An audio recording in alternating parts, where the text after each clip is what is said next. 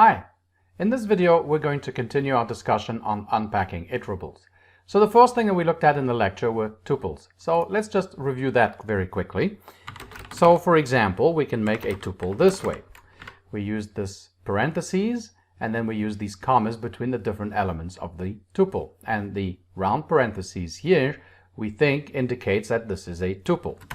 So if we look at the type of A, it is in fact that. But the parentheses are not required to actually define a tuple. What really defines the tuple is the comma. So we can write this as well this way. This is just the same thing. And if we look at the type of A, well, it is still 1, 2, 3. In fact, if we print A, we get 1, 2, 3 with the parentheses. So the parentheses in cases like that are really just there for display purposes. They don't actually define the tuple itself. In fact, if we want to create a tuple that has a single element, you might be tempted to do this, A equals 1, thinking that these parentheses here is actually creating the tuple. In fact, the type of A in this case is just an integer. It just saw a single value, an integer value in here, and said, hey, this is an int. If we were to write something like this, let's say, then the type of A would be a string, right? A contains the value A. So it is not the parentheses that kind of defines or creates the tuple, it is the comma. So if you want to create a tuple with a single element, then you would have to create it with a single comma. So we could do something like this. Now if we look at A, it is a single element tuple, and the type of A is indeed tuple. Of course, you don't need the parentheses, so you can just write A equals, let's say, 100 comma. And this will also create a tuple with a single element, right, of 100. So if we print A out, we get the 100 comma. Again, the display just adds the parentheses around this. It more clearly delineates the tuple itself. And we'll see that there are certain cases where you have to use the parentheses also. And the first case that we'll look at in this lecture is when you want to create an empty tuple. So if for some reason you want to create an empty tuple, then you have to use just the round parentheses. You would do this, and now you get the type of A is that. You cannot say A equals comma. That's just bad syntax. That won't work. And you can't say A equals comma in parentheses either. That will not work. That is also invalid syntax. Okay, so that's how we create tuples, and just remember that tuples don't need the parentheses. So with that said, let's go ahead and look into unpacking. So we're first going to look at how to unpack a list, which is an iterable type, into a tuple. Remember that we can unpack any iterable type. So we can unpack lists, we can unpack sets, we can unpack tuples, we can unpack dictionaries. Whether the collections are ordered or not, doesn't matter, we can still unpack. As long as it is iterable, we can unpack. In fact, you can create your own custom classes that are iterable. We'll see how to do that later in this course, and it will work the same way. You'll be able to unpack it in exactly the same way. So let's go ahead and take a look at an example. Let's say we have three variables, A, B, and C, and we're going to unpack into it the values 1, A, and 3.14. So what happened here is that we're doing positional unpacking. So 1 is going to go into A is going to go into B, and 3.14 is going to go into C. In other words, it is going to be this. A is 1, B is A, and C is 3.14. So we just unpack that list into the tuple. Now, you could write it this way, right? Because the left-hand side just has to be a tuple. So you could do this. That works just as well. And A is 1, B is 2, and C is 3. All we did was just unpack 1, 2, 3, the list, into the tuple ABC.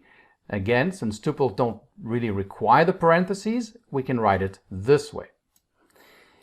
You can also unpack the tuple into a tuple. So you could say A, B, C equals, well, let's just do 2 for now. A, B equals 1, 2, right? So here we have two tuples. You can even, if you want, put in the parentheses here if you want to make things a little clearer. And we get that A is 1 and B is 2. So we just unpacked the iterable tuple on the right-hand side into the iterable tuple on the left-hand side. Now, you have to remember what happens, and we discussed that in the lecture, but Python will first evaluate this completely in memory first. So when it sees this, it's going to create a new tuple object that will contain references to the integer 1 and references to the integer 2. And then it does the assignment. So then it's going to take the reference for the first position and put it into the first position's variable reference, and it's going to take the reference from the second position and do the same thing and make b equal to that reference. So what this means is that we can do things like this. So we can say a comma b equals 10 comma 20. And this is sometimes called parallel assignment. Some people call it parallel assignment, but what it really is just unpacking. It is unpacking this iterable, which is a tuple, into this tuple over here. And so now we have that a is 10 and b is 20.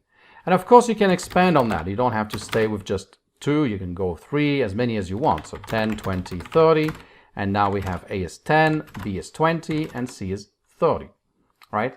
So that's a very common way when you have a few number of variables that you want to assign literals to. You might do something like this. You don't have to even stick with homogeneous types here. We can say 10, a, and 3.14. That works just as well. It doesn't matter what the types are. Right? You can even have a comma b comma c equals 10 comma, and then here we'll do a set with 2 elements, and here we'll do a list with 2 elements as well. Let's do a and b. So you can even do things like this. It starts getting a little more difficult to read, but it's still okay in this case. And so a is 10, b is the set 1, 2, and c is the list AB. So that works just fine as well. Okay. So one of the consequences of this unpacking, and also the fact that Python evaluates the right-hand side completely, is how we can very easily swap 2 variables in Python. And we saw in the lecture, and if you've already used other programming languages before, you've probably use a temp variable to swap 2 values. You have to store the value of one variable before you override it with the other one. In Python you don't need to do that. So let's say we say a comma b equals 10 comma 20. So now we've just done this assignment, right? We've unpacked 10 comma 20 into a and b. So if we print a and b, then we have 10 and 20. Okay. So now let's go ahead and swap the 2 values. Well, all we have to say is that a comma b equals b comma a. That's all we have to do. And that works why? Normally in other programming languages, you've seen that as soon as we take a and we override it with the value of b, well, we've lost the value of a, so we can't put it into b. But you have to remember, Python evaluates this right-hand side completely first. So it creates a tuple in memory with its first element being the memory address that b is referencing, and the second element being the memory address that a is referencing. In other words, you can think of it this way, that it's doing a tuple with ID of a, or well, ID of b in this case, and ID of a, right? That's kind of what it's doing. And if we print C out, we just get these 2 memory addresses. That's kind of what it's doing. And it's creating this tuple here. So this thing now is in memory, okay? This Python has a handle on this thing, and then it says, okay, now do the assignment to a comma b. Now obviously it's not going to assign, when we print a, we can't do the assignment this way. We can't say a equals c, right? Because, or a comma b, I should say, equals c, because a then is going to be that memory reference. That's not what we want. Technically these are memory references, but we don't want a memory reference. So let's get rid of all that. So it has these 2 memory references in memory, and they're fixed now, right? So now it goes ahead and says, okay, A is going to point to that memory address, and B is going to point to that memory address. So there's no overriding of variables here, and hence why this works perfectly fine. Actually, let's just run the whole thing again.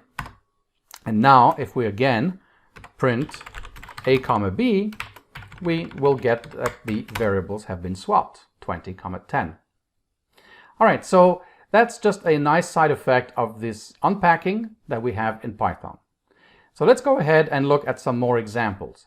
We can unpack any iterable type. So a string, for example, is iterable. We can say for e in xyz, print E. And that will just print the characters X, Y, and Z. It iterates through every character in the string. So whatever is iterable, we can unpack. So we could say A comma B comma C equals X, Y, Z. And if we have that, then we have A is X, B is Y, and C is Z. So we just unpack the string into that tuple on the left-hand side. Now, of course, since it works for any iterable, it will also work for things like dictionaries and sets. Now, these are unordered collections. So the concept of position is kind of odd here because there is no concept of position, right? If you're looking at a string, right, if you have, let's say, S equals X, Y, Z, then you can look at the first character. There is a concept of the first character. There is a concept of the second character, right? But if we look at a set, let's say the set is 1, 2, 3, then there is no such thing. You cannot write S0. That will give you an error because the set object does not support indexing. Well, yeah, there is no order in sets. And the same thing with dictionaries. So let's go ahead and take a look now how we unpack. You just have to remember that when you unpack, there is no guarantee of the order in which the assignment is going to be done. So in other words, let's do this. Let's say S equals P. We want a set. So let's do Python P, Y, T, H, O, N. Okay, so here's our set. Now if we print S, what do we get? Well, you can see it's not in the same order that we defined it in. Now your mileage may vary here. You may get something different. It will depend on, you know, the Python implementation that you're using, the version of Python that you're using. So you may not even get the same result I get here. And we'll get to what's happening with sets and dictionaries and why we don't have that ordering. And I mean, there is some ordering in the sense that it's coming back in some order, right? But that's because of the way the data is being stored in memory and how, you know, how the data is being stored and how it's being retrieved. So that has nothing to do with how we specified it here. Let's go ahead and iterate S. S is iterable, so we can say for E in S, and we can print E. And as you can see, we get that iteration here. Again, the order is not guaranteed. However, we can still unpack it. It may not be very useful, though, in this case, to unpack it, you know, but maybe there's a reason for it. So A, B, C, D, E, F, right? We have 6 elements, so we'll need 6 variables in the tuple on the left-hand side to unpack to, and we can unpack S into that.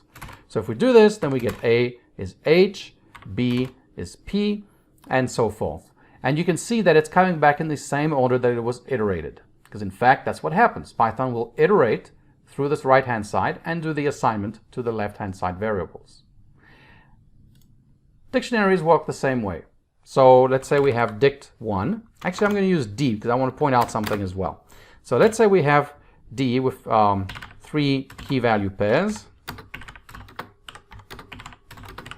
Okay.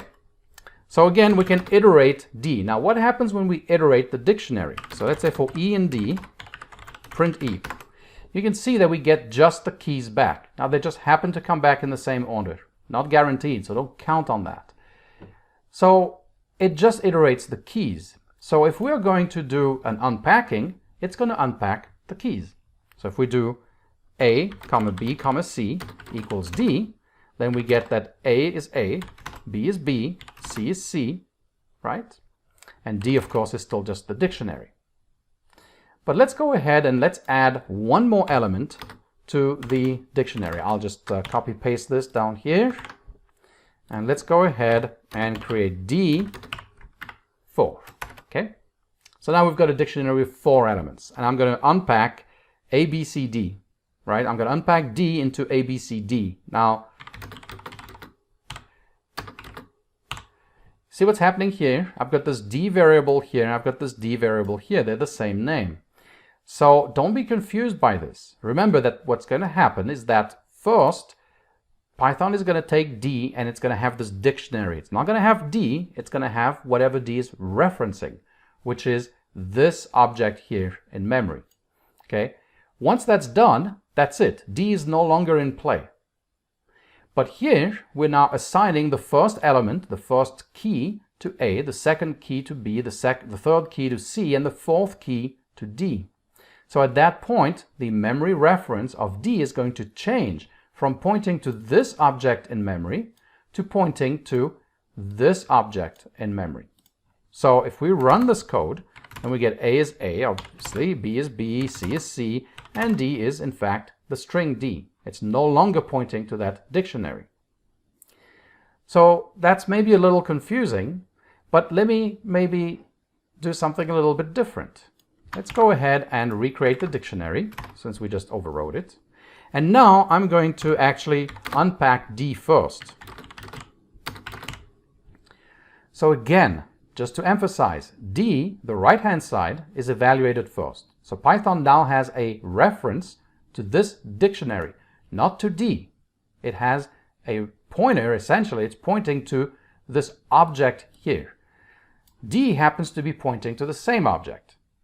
But now we have two pointers, right? So the reference count, if you want to think of that, when we do this unpacking here, the reference count for D just went up by 1. Here we are unpacking the first element of D, the dictionary, into this first variable D. So what's going to happen is that it's going to take the memory address of this key here and assign it to D. So D will be essentially equal to the string A. And now we continue the unpacking. Yes, D is no longer pointing to the dictionary, but by the time the assignment occurs, that doesn't matter anymore, because Python is now directly unpacking this object into this object over here. So this is why this will work just as expected. So we get D is the string A is the string B, C is the string D, and D is the string A. All right, so that's the unpacking of dictionaries. Again, just remember that the order doesn't matter, right? You don't have ordering guaranteed. So there's no guarantee it will come back in the same order in which you specified the dictionary literal or in which you added it to the dictionary, and same with sets and same with any unordered type. The last thing that I want to talk about is the dictionary again. Now you saw that if we have D, I need to recreate it since I overrode it. If we iterate D,